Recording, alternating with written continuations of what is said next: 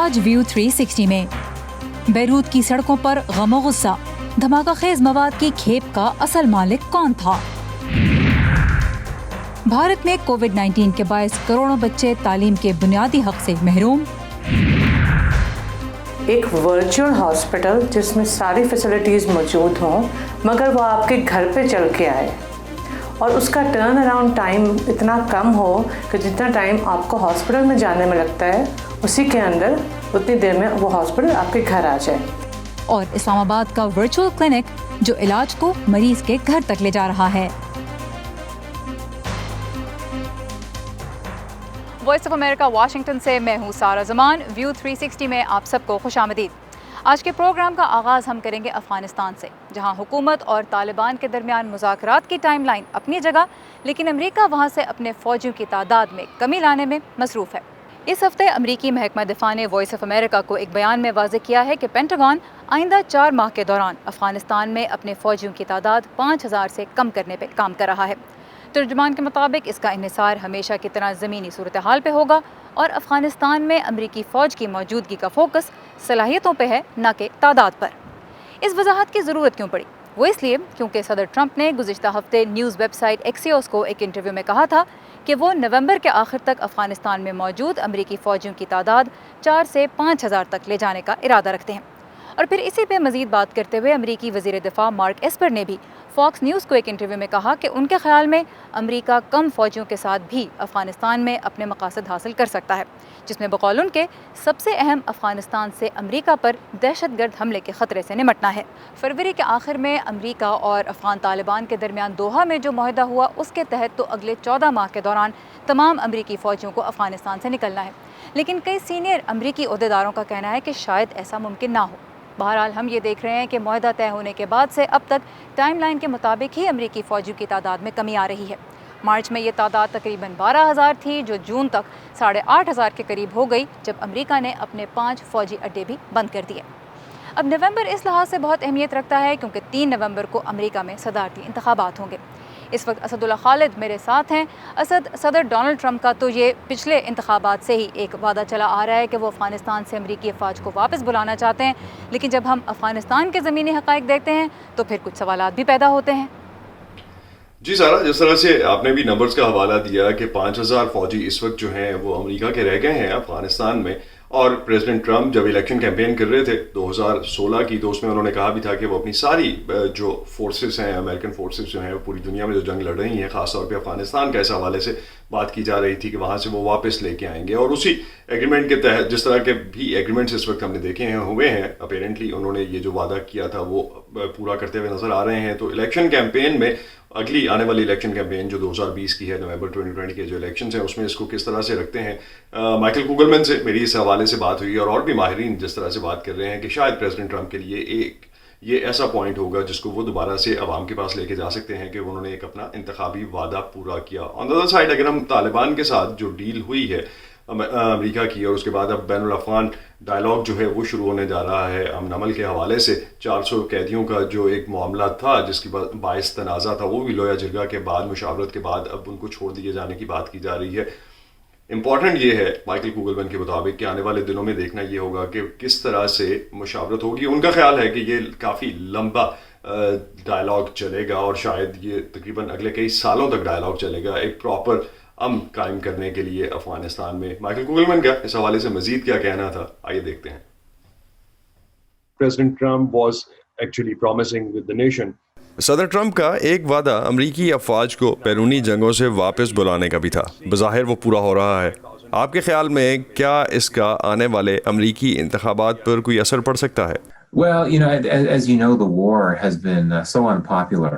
امریکہ میں بہت عرصے سے جنگ انتہائی غیر مقبول رہی ہے، اور دونوں بڑی سیاسی جماعتوں کے حامیوں کی اکثریت چاہتی ہے کہ امریکی فوج کو نکالا جائے، اور میرا خیال ہے کہ صدر ٹرمپ کے لیے کچھ کو چھوڑ کر زیادہ تر امریکی فوجیوں کو وہاں سے نکال لینا انتخابات میں فائدہ مند ہو سکتا ہے۔ ایک طرف تو وہ یہ کہہ سکتے ہیں کہ وہ زیادہ تر فوجیوں کو گھر لے آئے ہیں، اور دوسری طرف وہ یہ بھی کہہ سکتے ہیں کہ جن فوجیوں کو وہاں رکھا گیا ہے وہ امریکہ کو محفوظ رکھنے کے لیے اور داعش کی دہشت گردی سے بچانے کے لیے ضروری ہیں۔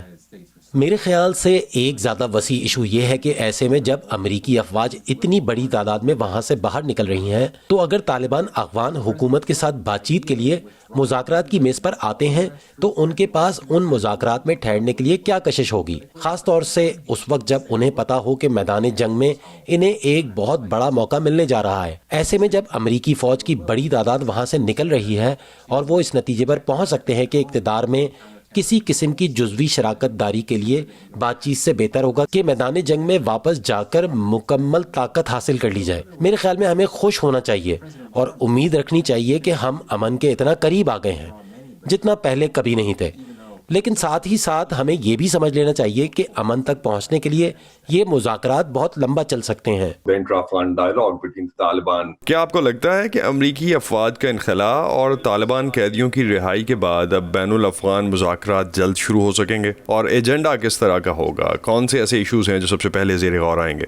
Well, I mean, theoretically, the prisoner release issue. Taliban ہمیشہ اشرف غنی اور ان کی ہر بات اور ہر عمل کو مسترد کرتے آئے ہیں، تو اس بات کا امکان بھی ہے کہ طالبان اسی پاور شیئرنگ ڈیل پر بات کریں جس میں اشرف غنی شامل نہ ہوں۔ اور میرے خیال میں اس تناظر میں کچھ بہت اہم لیکن انتہائی حساس مسائل بھی ہیں، جیسے خواتین کے حقوق اور شہری آزادیاں۔ اگر جنگ کے بعد کی حکومت میں طالبان حصہ دار ہوتے ہیں تو ان مسائل سے کیسے نمٹا جائے گا؟ اور آپ جانتے ہیں کہ عموماً اس قسم کی بات چیت کئی سالوں یا دہائیوں تک بھی جا سکتی ہے، لیکن امریکی حکومت چاہتی ہے کہ یہ بات چیت تیزی سے ہو، تو یہ بہت ہی مشکل مذاکرات ہوں گے۔ تو اب طالبان کے ساتھ مذاکرات میں بارگیننگ چپ کیا ہو سکتی ہے؟ کیسے شراکت اقتدار کا فارمولا طے پائے گا آپ کے خیال میں؟ Right, and this remains to be seen. I mean, there's been no talk at all as to what. تو یہ بہت ہی مشکل مذاکرات ہوں گے، اور جہاں تک تعلق ہے اس بات کا کہ افغان حکومت کے پاس کتنا لیوریج ہے، تو افغان حکومت صرف یہ امید کر سکتی ہے کہ امریکی حکومت اپنی فوجوں کا انخلاء تیزی سے نہ کرے، کم از کم جب تک وہ مذاکرات میں ہیں کچھ ٹھوس کامیابیاں اور ان میں کسی حد تک پیش رفت نہ دیکھ لے۔ تاہم میرے خیال سے یہ ایک عام خیالی ہے۔ اس وقت امریکی صدر کی خواہش ہے کہ وہاں سے افواج کو نکالا جائے، اور مجھے خدشہ ہے کہ امریکی فوجیوں کا انخلاء اس سے قطع نظر کے انٹرا افغان ڈائیلاگ میں کیا ہو رہا ہے جاری رہے گا۔ اور اب مشرق وسطی لبنان میں گزشتہ منگل کو ہونے والے دھماکے کے بعد حکومت تو مستعفی ہو چکی ہے، لیکن عوام کا غم و غصہ کم نہیں ہو رہا۔ خبر رساں ادارے روئٹرز کے مطابق امونیم نائٹریٹ کا وہ ذخیرہ جو دھماکے کی وجہ بنا کس کی ملکیت تھا، اس کا جواب ڈھونڈنا آسان ثابت نہیں ہو رہا۔ روئٹرز کی تحقیقات کے مطابق وہ بحری جہاز جس کا کپتان یہ کارگو 2013 میں لایا، جارجیا کی وہ کمپنی جس کی یہ پیداوار تھی، اور وہ افریقی کمپنی جس نے اس کا آرڈر تو دیا تھا لیکن کبھی پیسے نہیں دیے، سبھی نے انٹرویوز میں کہا ہے کہ وہ نہیں جانتے کہ امونیم نائٹریٹ کی اس کھیپ کا اصل مالک کون ہے۔ روئٹرز کو ملنے والے شپنگ ریکارڈز کے مطابق یہ جہاز جارجیا سے موزمبیق تک ذخیرہ لے کے جا رہا تھا، لیکن اسے لبنان میں رک کر مزید سامان اٹھانے کی ہدایت کی گئی تھی۔ جہاز بیروت کی بندرگاہ پر فیس کی ادائیگی کے تنازع کے باعث وہیں پھنس کے رہ گیا، اور اس پر موجود دھماکہ خیز مواد کا ذخیرہ اتار لیا گیا۔ 2018 میں جہاز بھی بندرگاہ میں ہی ڈوب گیا۔ وائس آف امریکہ کی انچل وورا بیروت میں موجود ہیں، اور ان کا کہنا ہے کہ لوگ بہت سے سوالوں کے جواب طلب کر رہے ہیں۔ ان کی یہ رپورٹ پیش کر رہی ہیں نیلوفر مغل۔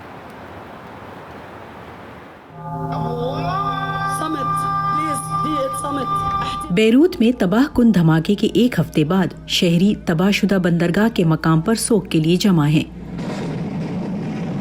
اس دوران دھماکے کی ویڈیو ایک بہت بڑی اسکرین پر دکھائی گئی اور لوگ اپنے پیاروں کو یاد کرتے رہے۔ بہت سے ملکوں نے ہنگامی صورتحال اور بحالی کے کام میں مدد کے لیے اپنی ٹیمیں بیروت بھیجی ہیں۔ دھماکے میں کم از کم 158 افراد ہلاک اور 6000 سے زیادہ زخمی ہو گئے تھے۔ کئی دنوں کی تلاش کے بعد کم از کم 60 افراد ابھی بھی لاپتہ ہیں۔ تقریباً 20 ملکوں کے 800 بین الاقوامی ریسکیو اور طبی اہلکار تلاش کے کام میں حصہ لے رہے ہیں۔ غیر ملکی ٹیموں کے آنے کے بعد ہم نے ان کی تعداد اور صلاحیتوں کے حساب سے انہیں جائے وقوع کے مختلف حصوں میں کام پر لگا دیا۔ اس میں کوئی شک نہیں کہ ہمیں مزید ساز و سامان کی ضرورت ہے، لیکن جو کچھ ہمارے پاس ہے ہم اس سے بہتر نتائج حاصل کر سکتے ہیں۔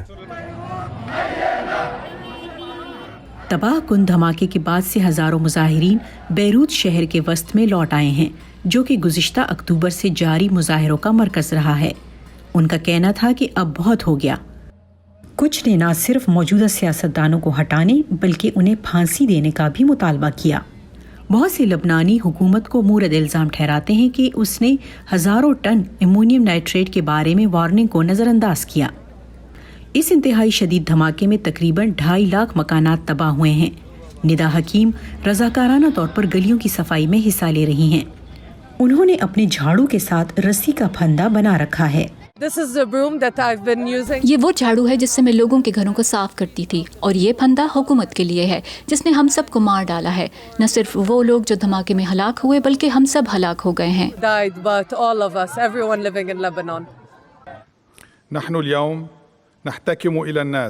पीर के रोज अपने ओहदे से इस्तीफा देने वाले लबनानी वजीर आज़म ने कहा कि वो लोगों के गम गुस्से को देखते हुए अपने ओहदे से इस्तीफा दे रहे हैं। हफ्ते के रोज मुजाहिरे शुरू होने के बाद सिक्योरिटी फोर्सेज ने कुछ मुजाहिरीन को मारा पीटा और उन पर आंसू गैस फायर की। ताहम मुजाहिरीन अगले रोज फिर से सड़कों पर वापस आ गए। अब मुजाहिरीन धमाके की तहकीकात के लिए एक बैनुल-अक़वामी पैनल का मुतालबा कर रहे हैं। 21 साला इजहार यहूद अपने दोस्तों के साथ मुजाहिरे में शरीक हैं। वो सियासतदानों से सख्त नाला हैं। वो सिर्फ अपने बारे में सोचते हैं और पैसा कमाने की फिक्र में रहते हैं। हम मर रहे हैं और किसी सियासतदान को कोई परवाह नहीं है। आलमी बरादरी लाखों डॉलर्स इमदाद का वादा कर रही है, लेकिन एक ऐसे मुल्क में जहां तबाही से पहले ही बदउनवानी और बद इंतज़ामी ने बदअमनी फैला रखी थी, खदशा है कि ये माली इमदाद बदउनवान सियासतदानों की जेब में चली जाएगी। Nilufar Mughal, voice of America, Washington. Voice of America के सहाफ़ी दुनिया भर से आपके लिए ताज़ा तरीन खबरें और अहम मालूमात लेके आते हैं, जिन्हें आप बआसानी हमारी वेबसाइट और सोशल मीडिया पे पढ़, देख और सुन सकते हैं।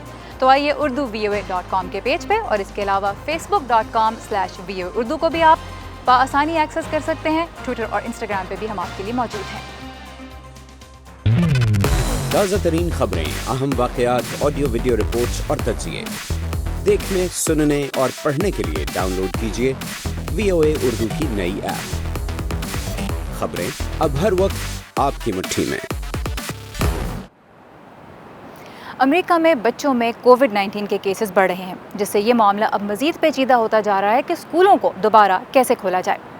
लेकिन दूसरी जानब अब ये भी सवाल पैदा हो रहा है कि क्या रूटीन के चेकअप के लिए बच्चों को डॉक्टर के क्लिनिक लेके जाना महफूज है। बहुत से अमरीकी वालिदैन अपने खदशात पे काबू पाने की कोशिश तो कर रहे हैं। वॉइस ऑफ अमेरिका की टीम न्यू जर्सी के एक ऐसे क्लिनिक में आपको लेके जा रही है जहां बहुत ख़ास एहतियाती तदाबीर इख्तियार करते हुए नन्हे मरीज़ों का इलाज किया जा रहा है। सेलिया मेंडोजा की ये रिपोर्ट पेश कर रही हैं फ़ाइज़ा बुखारी। कोलंबिया से ताल्लुक़ रखने वाली माहिर इत्फ़ाल ग्लोरिया रामीरेज़ की फैमिली में कई अफराद डॉक्टर हैं, जिन्होंने 30 साल पहले रियासत न्यू जर्सी में बच्चों का एक क्लिनिक कायम किया। कोरोना वायरस की वबा की शिद्दत के दिनों में यहाँ मरीजों को फ़ोन पर तिब्बी मशवरे दिए जाते थे, लेकिन अब मरीजों को क्लिनिक पर एहतियाती तदाबीर के साथ देखा जा रहा है। एक तब्दीली यह आई है कि मरीजों को सिर्फ अपॉइंटमेंट के जरिए ही देखा जाता है। एक वक्त में सिर्फ 8 लोग यहाँ आ सकते हैं।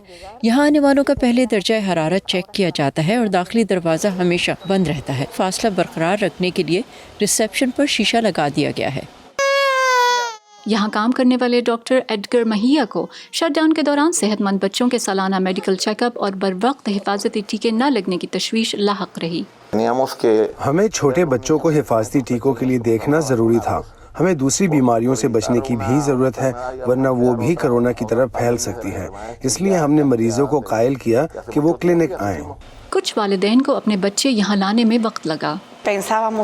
हमने सोचा हमें और बच्चों को कोरोना हो सकता है, लेकिन यहाँ खुसूसी इक़दामात के बाद सब ठीक है। 3 बच्चों की मां मार्सिया रोहास अभी तक फैसला नहीं कर सकी कि आया बच्चों को स्कूल भेजना महफूज है या नहीं। डॉक्टर ग्लोरिया कहती हैं कि मास्क पहनना और समाजी फासला रखना बच्चों की जिंदगी का हिस्सा बन चुका है। 2 साल से ज्यादा उम्र के बच्चों के लिए मास्क उनके लिबास का हिस्सा बन चुका है। वो कोरोना के साथ सूरत हाल से आगाह हैं। बहुत से बच्चे मुझसे मासूम सवालात करते हैं, जैसे क्या झील पर जाना ठीक है। ये वसूख से नहीं कहा जा सकता कि बच्चों को कब तक कोरोना के खिलाफ हिफाजती इक़दामात जारी रखने होंगे और इस आलमी बहरान के उन पर किस हद तक असरात मुरतब होंगे। सेलिना मेंडोजा के साथ Faiza Bukhari, voice of America. किसी मरीज़ का इलाज के लिए अस्पताल जाना तो आम सी बात है, लेकिन अस्पताल मरीज़ के घर ही पहुंच जाए इलाज करने के लिए, یہ تھوڑا غیر معمولی ہے. آج اسلام آباد سے گیتی آرانیز بتا رہی ہیں کہ اب وہاں ایک ایسا ہی ورچوئل ہاسپٹل کام کر رہا ہے. یہ کتنا مؤثر ہے اور کام کیسے کرتا ہے، آئیے دیکھتے ہیں اس رپورٹ میں. ڈاکٹر سائرہ صدیقی پاکستان کے پہلے ورچوئل ہاسپٹل میڈی ہیلتھ سروسز کی سی او ہیں، جو تقریباً تمام امراض کی ادویات اور علاج مریض کے گھر تک لے جا رہا ہے. ان کی ویب سائٹ، فون یا ایپ کے ذریعے کوئی بھی شخص ان سے رابطہ کر سکتا ہے. یہاں بیٹھا طبی عملہ تشخیص میں رہنمائی کرتا ہے اور ضرورت پڑنے پر متعلقہ ٹیسٹ بھی گھر پر کرنے کا بندوبست کرتا ہے. ہماری ویلیو پروپوزیشن جو ہے وہ یہ ہے کہ through a digital plate form ایک ورچوئل ہاسپٹل جس میں ساری فیسلٹیز موجود ہوں مگر وہ آپ کے گھر پہ چل کے آئے، اور اس کا ٹرن اراؤنڈ ٹائم اتنا کم ہو کہ جتنا ٹائم آپ کو ہاسپٹل میں جانے میں لگتا ہے اسی کے اندر اتنی دیر میں وہ ہاسپٹل آپ کے گھر آ جائے. سو اس سے کیا فائدہ ہو رہا ہے؟ اس سے پیشنٹ کو وہی کوالٹی سروس مل رہی ہے.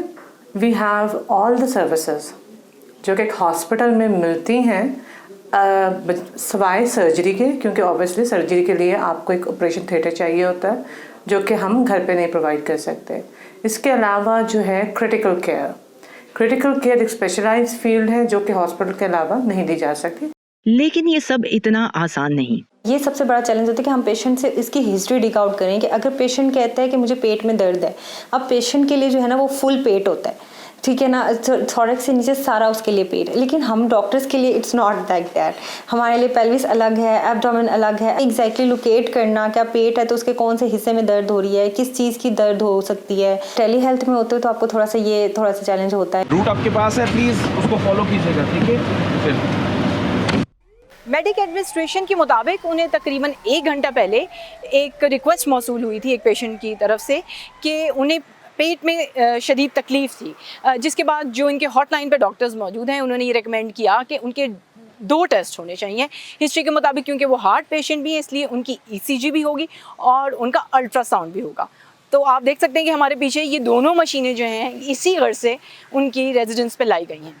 اسد جو اپنے والد کے ٹیسٹ گھر پر کروا رہے ہیں نہیں چاہتے کہ کووڈ-19 کے دنوں میں انہیں اسپتال میں کئی گھنٹے اپنی باری کا انتظار کرنا پڑے، لیکن وہ کہتے ہیں کہ عام حالات میں بھی وہ یہی طریقہ کار اپنانا چاہیں گے. ہاسپٹلس میں OPD کے ٹائم بڑے فکس ہوتے ہیں، ٹھیک ہے.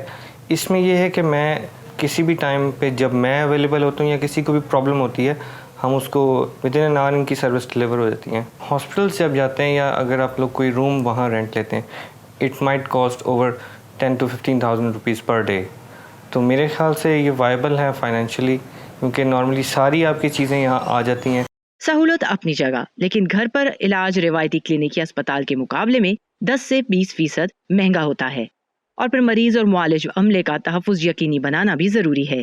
ڈاکٹر سائرہ کے مطابق عملے کا بیک گراؤنڈ اور سیکیورٹی چیک ایک پرائیویٹ کمپنی کے ذریعے کرایا جاتا ہے. لیکن اس میں امپورٹنٹ اسپیکٹس یہ ہیں کہ کس طرح کی سروس دی جا رہی ہے.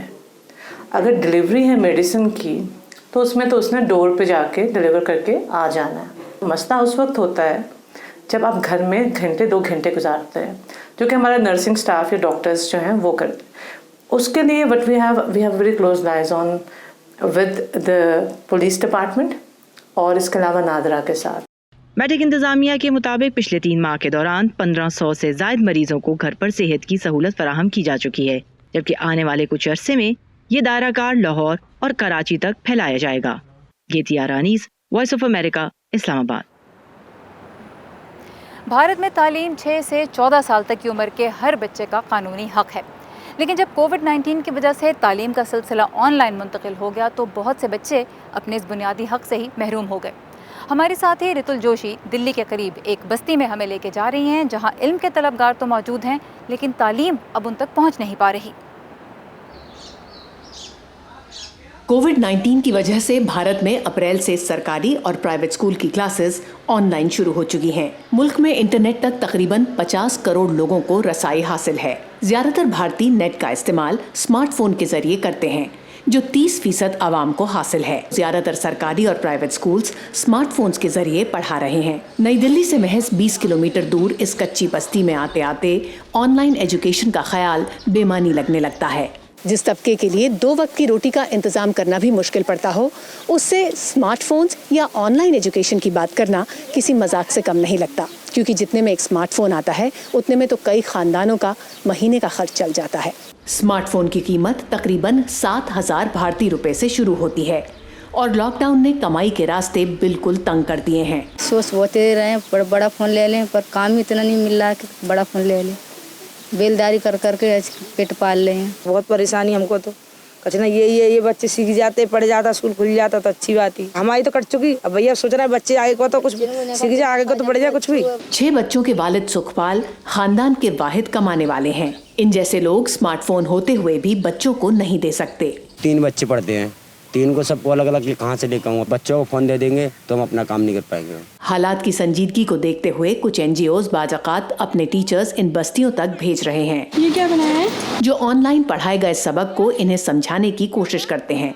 कुछ ऐसी चीज़ें होती हैं कि जो बच्चों की क्लास के थ्रू ही हो पाती है, वो पॉसिबल नहीं। बच्चों को बहुत सारी पढ़ाई की लॉसेस है। हमारी क्लासेस में जितना भी हमने कवर अप किया था वो बच्चे भूलते चले जा रहे हैं। कई स्कूल या ऐसे गैर रस्मी तालीमी मरकज बेहद गुर्बत में पलने वाले बच्चों को पढ़ाई के साथ एक अलग दुनिया देखने का मौका भी देते हैं।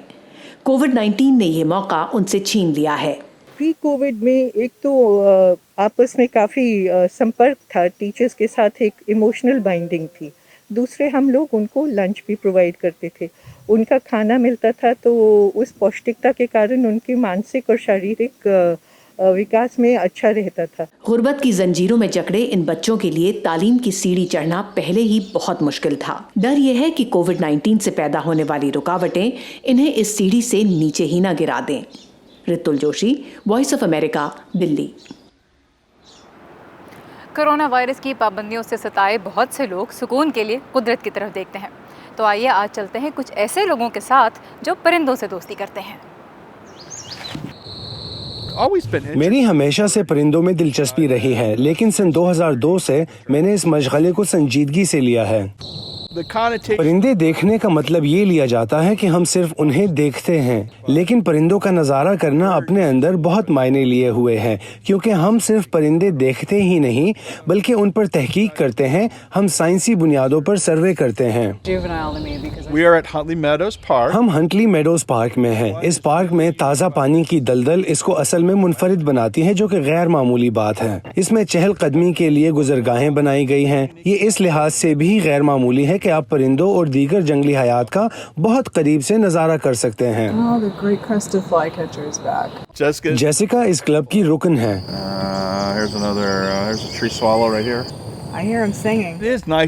अपने तजुर्बात दूसरों से शेयर करना अच्छा है। मुझे फेसबुक पर अपनी तस्वीरें पोस्ट करना और उन पर लोगों का रद्द-ए-अमल मालूम करना अच्छा लगता है, लेकिन जब हम किसी शख्स के साथ होते हैं तो एक तो इससे आपको इजाफी आंखें मदद देती है, जैसे कि उन्होंने सीडर वैक्स विंग्स परिंदों को देखा जो मुझे तो नजर ना आते, और मुझे कुछ परिंदे दिखाई दिए जो शायद उन्हें दिखाई ना देते। दूसरा ये कि आप परिंदों के बारे में बातचीत करते हैं और दोस्तों से गपशप होती है। खुली फिजा में निकलना सेहत के लिए अच्छा है, ये एक सुकून दे तजुर्बा है। लेकिन ज़ाती तौर पर बतौर एक टीचर मैं समझती हूँ कि हर किसी को फितरत से जुड़े रहना चाहिए, क्योंकि हमें इसे महफूज करना है। परिंदे गायब हो रहे हैं। तहकीक से पता चलता है कि गुज़श्ता चंद अशरों के दौरान 30 लाख से ज़ायद परिंदे लापता हो गए हैं, और ये इंतहाई खौफनाक बात है। मेरे ख्याल में लोग उस वक्त तक आगाह नहीं होंगे जब तक वो इससे जुड़ते नहीं। मैं लोगों को कहूँगा कि वो परिंदों पर तवज्जो दें, ये बहुत लुत्फ अंदोज है। आज का व्यू 360 यहाँ पे होता है ख़त्म। प्रोग्राम के बारे में अपनी फीडबैक देने के लिए आइए facebook.com/VOA उर्दू के पेज पे, जहाँ आपको दुनिया भर से ताज़ा तरीन खबरें भी मिलेंगी। ट्विटर और इंस्टाग्राम पे हमें फॉलो करना ना भूलिएगा। सारा ज़मान को इजाज़त दीजिए। खुदा हाफ़िज़।